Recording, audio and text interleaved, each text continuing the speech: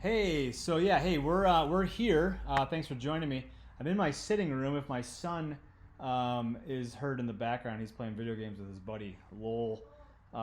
So you might be hearing him. So it's okay. You can manage it. You'll be fine. So this is episode 2. It's called A Crappy Story About Access. And I'm just gonna kind of more or less just read it for you, and just in case you like to have a video version of this or you want to access it through a podcast. It's kind of funny we're actually talking about access. So here it is. Without further ado, a crappy story about access. Okay, conversation about access or on access doesn't make a ton of sense if we don't start with a proper definition of access. Access is essentially one's ability to get what they need.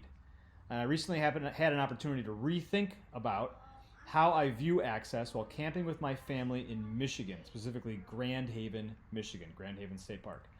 It was about 9:30 in the morning, and I had had my third or fourth or fifth cup of coffee. And if you're a coffee drinker, you know that sometimes, got to figure out like the right way to say this, but like sometimes when you drink a cup of coffee, you know that you need to start making your way to the bathroom. If you get what I'm saying.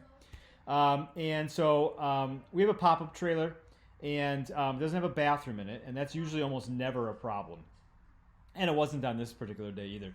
And it's kind of because we pretty much only pick campgrounds where we know that, like, there's a bathroom that's close by, or at least like we know ahead of time, like, okay, we just need to find where the bathroom is, just be able to go back and forth without any issues. So the particular campground that we were staying at, we've been going there since I was in 7th grade.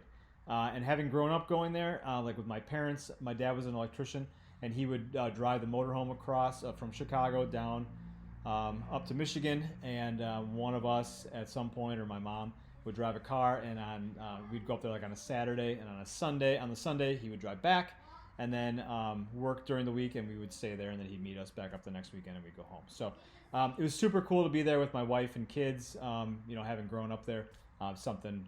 Just it's a neat experience to be somewhere where you grew up going to, but then going back as an adult. So it's a little aside there. So the night before, I was kind of like sharing these same thoughts with this guy named David. David was camped right next to us.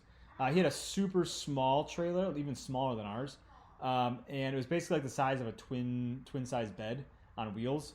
And I know that because like he showed us the inside. It was like a twin size bed.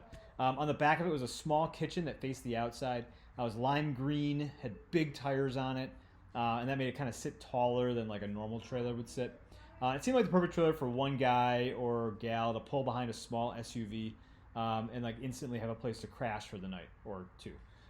In fact, my wife, Meg, thought like that we should get one, or like she should get one when I die, if I die before her. So I may end up just picking one up here, storing it away in case I croak or keel over. So, all right, so got to go to the bathroom. The bathroom is on the opposite end of the small campground loop.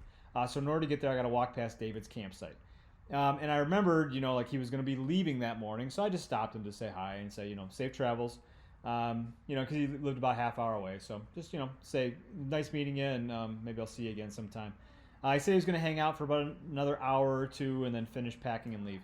I've been trying to be more intentional about saying hi to people, especially in my neighborhood, which means I end up talking to people more. And I've had some really awesome, lengthy conversations with this guy named Ronnie lately, and James, while I've been like on my runs, up and down 8th Street. And so my conversation with David ended up lasting a little longer than I intended, but it was enjoyable overall. So I said goodbye, and I kind of made my way over to the bathhouse, and right before I was talking with David, I was reading a chapter from the book How to Be an Anti-Racist.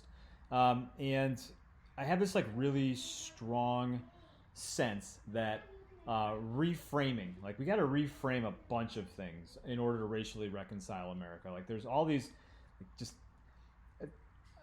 access is one of them, and that's what we're going to be talking about right now. So just kind of think about that. So we're going to talk about reframing access. But then the book, How to Be an Anti-Racist, is actually, all it is just a reframing of the term racist. It's different than, like the term racist is different than what we think it is. It's not as simple as, like, I'm a racist or not a racist, or, like, I support candidate X, so I'm not a racist, or I have, like, this laundry list of excuses about why I'm not racist. The term racist, it's binary on a micro level. So like each action could be racist or not racist, but it's not binary on a macro level because like all of the sum parts, like they don't actually like mean that you are one versus the other. It's not binary on a macro level because you can simultaneously have a racist action or thought while having an anti-racist action or thought. So the reframing was needed to have a more authentic conversation around racist actions or intentions because it takes it again from a macro level to a micro level. It's just a new way to think about it. So like walking to the bathroom, I wondered what else needs to be reframed. Like what else do we need to be doing in a different way? Well, I walked inside, I picked a stall. I had two choices to pick from. The one on the left was considerably smaller than the one on the right. The stall on the right extended farther, and the door was actually positioned at a 90-degree angle to the door of the smaller stall. Most of us would immediately recognize that one stall is the standard size and one is the handicap stall. Without giving it much thought, I grabbed the handicap stall and went in and sat down, and I started thinking about access. Okay, because I'm in a handicap stall. So the handicap stall was designed to give access to someone with a disability. It gives space for someone in a wheelchair to comfortably put their butt on a toilet seat. And there was a time, I'm assuming, when there were no public restrooms. Like a long, long time ago, there wasn't. Like 2,000 years ago, there weren't public restrooms. So, or maybe there was. I don't know. That's a good question. I don't know when it was, when they became popularized and when public restrooms became a thing, but I know for sure there was a time where they didn't exist like they do now, and certainly they didn't exist like in the capacity they do now with running water and all these other things. So there's also a time, I'm guessing, when all of the stalls were the same size. Makes sense. One of the bathrooms at the school I work at has one giant handicap stall, and if you ever look at it on the floor, halfway between the left wall and the right wall are the remains of the bolts that have been cut off that held up the divider between those two stalls. So at least in that one bathroom, in that one school, in that one city, there were no handicap stalls. That means that there was a time when it was much harder for a handicapped individual to access what they needed in a given situation. It was much harder for them to do something that seems like really easy for the rest of us. That's why the access is there for them. Okay, so it's about way more though than just being able to put your butt on a toilet seat. There's also a bunch of other factors that go into it, like privacy. Okay, why do we care about privacy? Well, we care about privacy because we want to protect the dignity of the person using the stall. So why do we care about the dignity of the person seeking privacy? Because handicapped people are still people, regardless of whether or not they use a wheelchair to get around.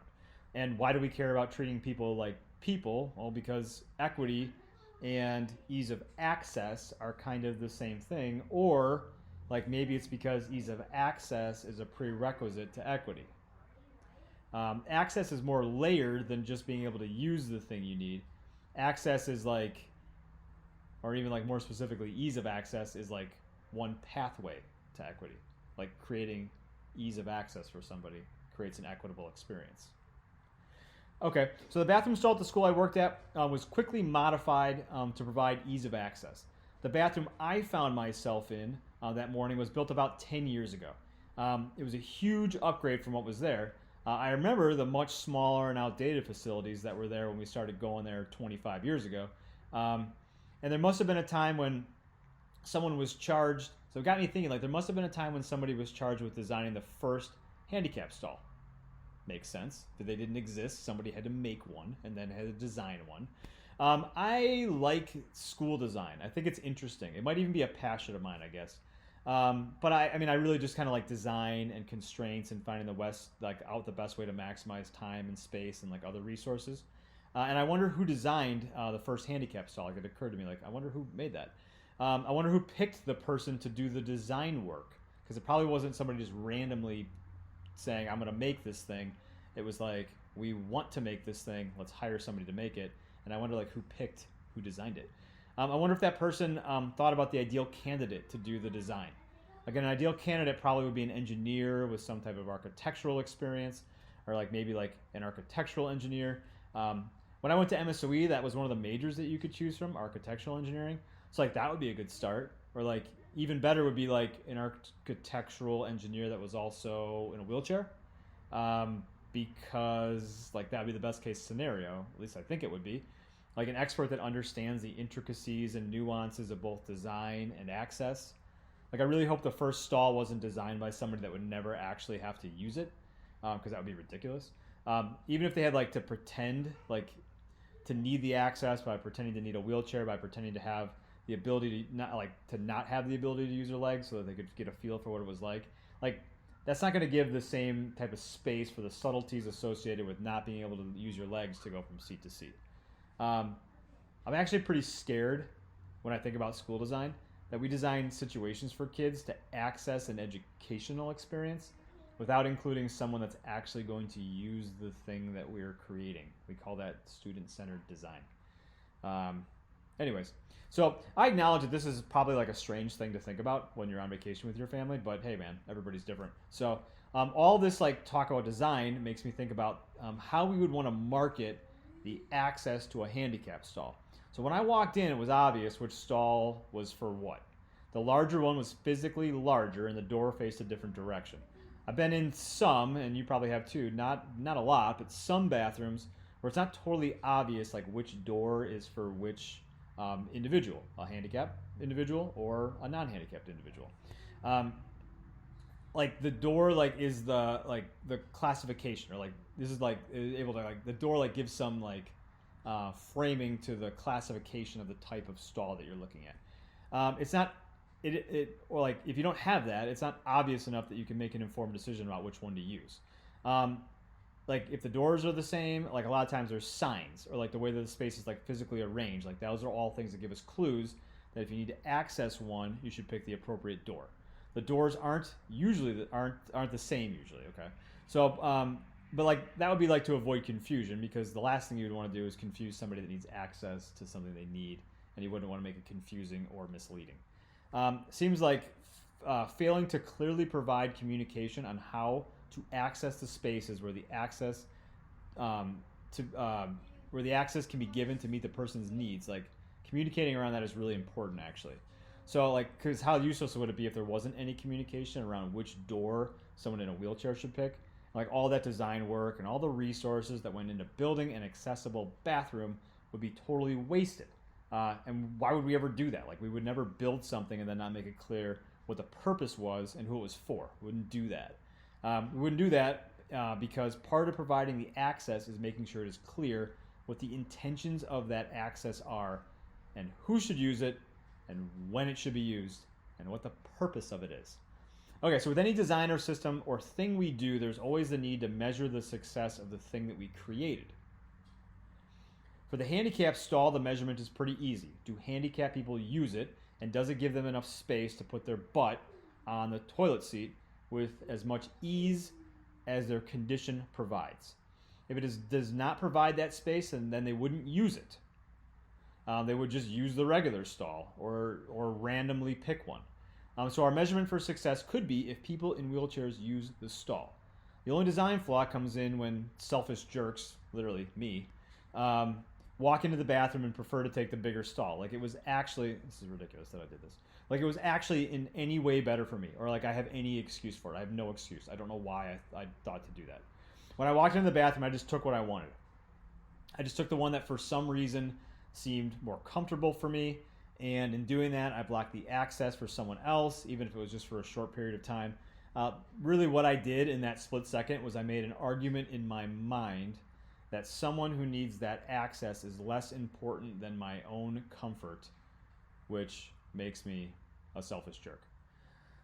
I got some things I got to work on. Okay, so while sitting there and running through all of this in my mind, I flashed back to a guy I know named Ryan. Ryan is one of the first people I met when I was in 7th grade, coming to that particular campground all of those years ago. It's actually like one of the first people, or he actually was, after we checked in and got our campsite and paid for our sticker, like the sticker on the windshield. He's actually the first person I saw. We pulled in and we saw him, waved. Thing is though, Ryan doesn't have the use of his legs. Ryan's camper has a bathroom. I know because my dad and I have helped him move campsites, or like helped take him into town a couple of times. There's all these rules about camping in Grand Haven. I don't need to get into that. But anyways, we've helped him move his camper a few times. So I know, okay, there's an accessible bathroom there, and it's good to go. So like I immediately didn't think about him not being able to access the stall, but then I remembered David, the campsite neighbor, and I remember that he's also in a wheelchair and that he doesn't have a bathroom in his camper, and that the closest restroom to where I am is actually the closest restroom to where he is. And he told me for a fact on that first night that I met him that he didn't have a bathroom in his camper. And the bathrooms were close enough that it wasn't going to bother him, or like it wouldn't like hinder him in any way. And then I realized, oh, I'm hindering your access right now because I was being selfish. And I thought, like, it's funny, like, how much more we care about access when we know someone that's having their access hindered. It really made me wonder, like, who else's access is being hindered? So, all this bathroom talk really makes me think about education in general. Like, really basic stuff about education, like, what is the point? I spent a lot of time thinking about, like, what is the point of school? Particularly during the first months of the pandemic, I've been thinking about this a lot. Kind of because, like, my kids had no contact. My kids go to a Milwaukee public school and their teachers are awesome, but they didn't really have any contact with their teachers for weeks at all. And kids in neighboring towns had, like, a ton of work, like multiple hours of work to do. And both kids, I'm assuming, are going to turn out just fine. Like, mine are going to be fine. The ones that were doing work all day were going to be fine. And this kind of makes me think about, like, the fact that, like, for some reason, and I don't know why I'm making this connection or how I made this connection, but, like, the actual, like, physical putting your butt on a toilet seat isn't, like, the actual need that we have. That's just, like, the way that the need is carried out. So hear me out on this. So hear me out. So the need, it's actually, like, deeper than that. It's more profound than that. And it's like it's this, basically, that we live in a society where it is inappropriate to use the bathroom wherever you want. Okay? And so because of that, we have spaces that are designated for people to go and use the bathroom. And because of that, we need to make sure that we provide ease of access to everybody, because it would be unfair, unkind, and inequitable if we were to create a dynamic where we expected somebody to do something, but we didn't give them the access to actually be able to go, like, carry out and do the thing. Okay. So currently, we're operating in a society where it is inappropriate to not have a marketable skill. A marketable skill is something that you can go, like, to take into the marketplace and make money for. It's a thing you do to make money. You can fix tires. You can fix a car. You can build a house. You can build a website. You can fix a heart. You can be a lawyer and do lawyering things, whatever lawyers do. Okay, so those are the marketable skills. So right now, if you do not have a marketable skill, like, our society isn't going to value you as much as somebody that has marketable skills, because the marketable skill is the thing that you use to go and make money, and our society places a significant value on your ability to make money. Partially because if you have access to a marketable skill, then you can, like, be financially independent, or at least, like, you can be dependent of someone else taking care of you financially. And that's kind of the point, like, right? Like, that's the point of school, is, like, to produce adults that have marketable skills. Like, that's something that every fully functioning adult needs to have. And if they don't, the consequences of not having a marketable skill are potentially poverty or hardship or, like, stress in general. And right now we have a system for providing access to acquiring marketable skills, and we call it school. The only problem is like no one else sees it that way. Okay, a small subset of educators I talk to think that school in general, think about school in general like that, but most don't. Just a tiny portion of them do. And actually, most educators I talk to couldn't even tell you what the point of school actually is. Vast majority of the kids couldn't tell you what the point of it is either. And living in the inner city is where it's going to come full circle to living here. There's like almost no connection between school and acquiring marketable skills. School is seen as a punishment, and that's the way it is for a lot of kids. And I really wonder if it's maybe because kids that look like the ones that live in my neighborhood are punished at a higher rate than kids that look like me. It's possible. Okay, I've known kids that are now adults that have hated school. I've known adults that say their education was pointless, and the old narrative used to be, you do good in school so that you can get into a college, so that you can get a good job, so that you can move to a nice neighborhood and get married and have a couple of kids and have a nice, happy, safe life. Part of the problem, though, is that narrative isn't entirely, that narrative is like almost entirely inaccessible for somebody growing up on my block. Unless a parent has already navigated the higher education system, the kid, I don't understand how the kid would be expected to make the connection that doing good in high school means getting into college, which isn't necessarily even true anymore because the expansion of for-profit colleges basically means literally you can never pass a high school class, you can graduate, and then you can pay a bunch of money to get into college.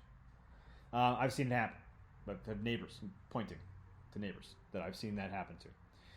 The idea that a career will allow you to live in a good neighborhood is ludicrous for some of my neighbors here, mostly because good, like we talked about in episode 1, good is relative. I literally, 4 hours ago, talked to my friend Andre, who told me that his little corner of the inner city is the only place that he feels comfortable. It's the only place that he feels is good. He's going to be 60 in a few weeks, and he's come to the conclusion that this little corner on 9th and Ring is the only place that he can get away from racial prejudice. His exact quote was, "There's not gunshots all the time." In fact, he's willing to trade a few gunshots, not hopefully directed right at him, for not being hated randomly for how he looks. And honestly, the funny thing is I'm happy to trade that too. I'd much rather live in a place where he feels comfortable than one where he does not. I would prefer to live in a place where he feels comfortable, even if there are gunshots every once in a while. Now, this guy's got a ton of marketable skills, and he can live wherever he wants, which is something that I find fascinating about the inner city and my neighborhood here in general, is that even though most of these people are dying off because they're getting up there in age, but there was a generation of elderly black men and women that were not poor and stayed on the block, and I always wondered why, and I think it's what Andre was saying earlier today. It's the only place that they feel comfortable. They didn't move. All right, so the idea, I'm only telling you this because the idea that school is going to help you get into more school so you can go to college, to move away to a place where you might be judged by the color of your skin, I can understand how that can't be appealing to some people, and I honestly don't blame them. Okay, so here's what we need. We need a reframing of the point of school. We need to know what the point of school is. And when we figure out that point, we have to over-communicate it. If we land on the point as acquiring marketable skills, great. Then we need to design access with both educators and people that need help in understanding how school can provide access to those marketable skills. Like, we need to take individuals that have been opting out and figure out how to help them opt in. We can't make it confusing about what the point of the access is. We can't have all the doors look the same. Right now we have pockets of concentrated poverty that are largely racially divided. Milwaukee is the most segregated city in America. And if we don't have experts in education design new access points for the people that need it, with the people that need it, so again, student-centered design, designing educational experiences for kids with kids, then we run the risk of designing a handicap stall that isn't usable, or one the people who need it the most choose not to access. Okay, then we'd be measuring our success of our educational system, not necessarily by what happens during a person's time within the system, but like how much access they had to the end goal. Whatever the end goal is, if it's acquiring marketable skills, then fine. How much access did they have to obtaining a marketable skill? Then we would look at the educational outcomes in a more human form.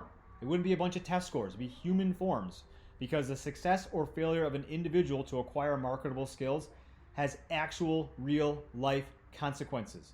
It does not matter if I got a 36 on my ACT or a 12.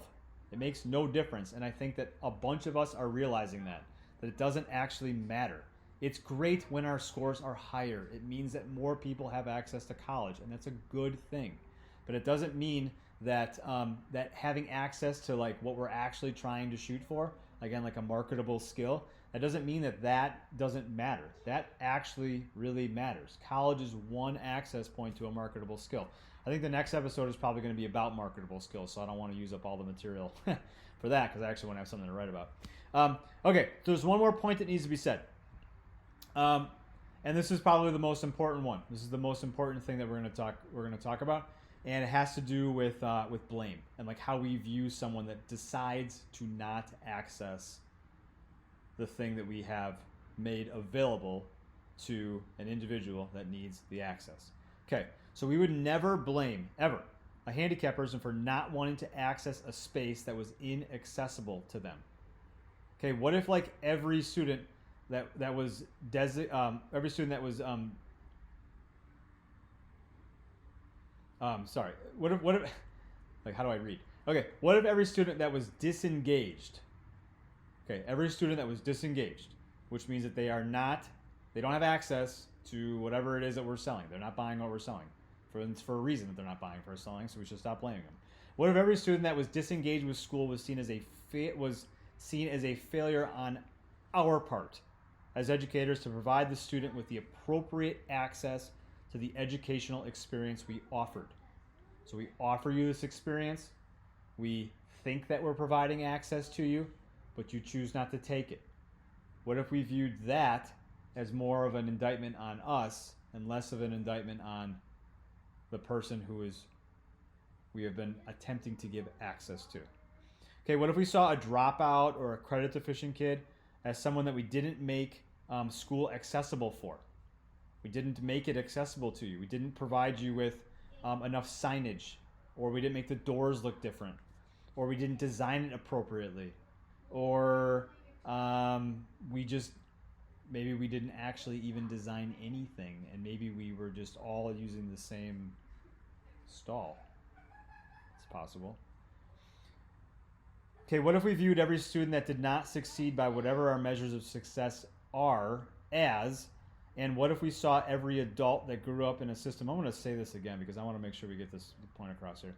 Okay, what if we viewed every student that did not succeed by whatever our measures of success are? What if we viewed that lack of success, and then what if we saw every adult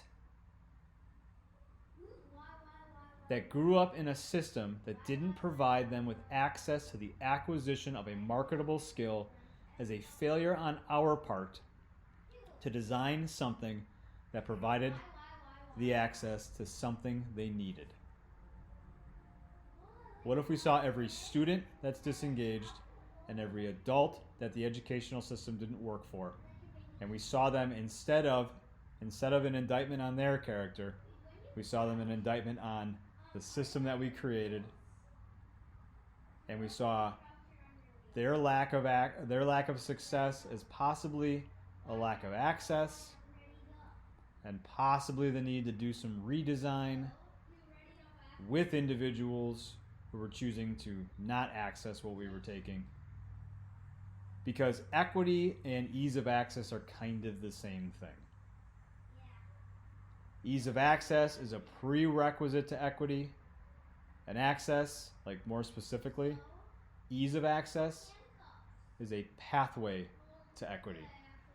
So the more access we give to allow people to get the things they need,